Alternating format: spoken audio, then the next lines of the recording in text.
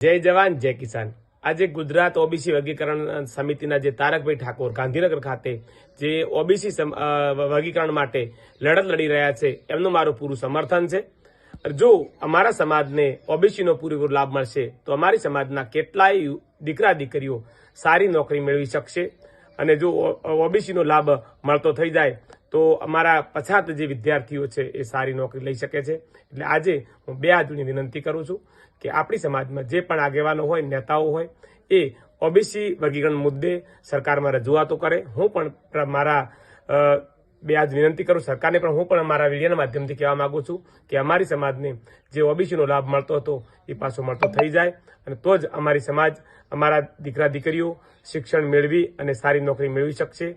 તો આ મુદ્દે દરેક સમાજના યુવાનો, સમાજના જે આગળ પડતા નેતાઓ અને સમાજ આગેવાનોને વિનંતી કરું છું કે તારકભાઈને પૂરો સપોર્ટ કરજો। જય જવાન જય કિસાન।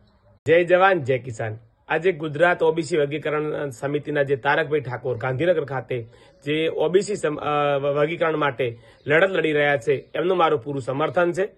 જો અમારા સમાજને ઓબીસીનો પૂરેપૂરો લાભ મળશે તો અમારી સમાજના કેટલાય દીકરા દીકરીઓ સારી નોકરી મેળવી શકશે અને જો ઓબીસીનો લાભ મળતો થઈ જાય તો અમારા પછાત જે વિદ્યાર્થીઓ છે એ સારી નોકરી લઈ શકે છે।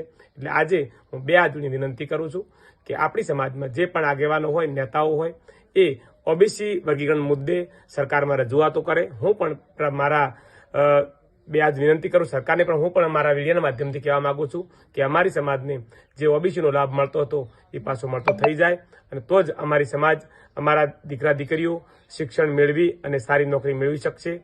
તો આ મુદ્દે દરેક સમાજના યુવાનો, સમાજના જે આગળ પડતા નેતાઓ અને સમાજ આગેવાનોને વિનંતી કરું છું કે તારકભાઈને પૂરો સપોર્ટ કરજો।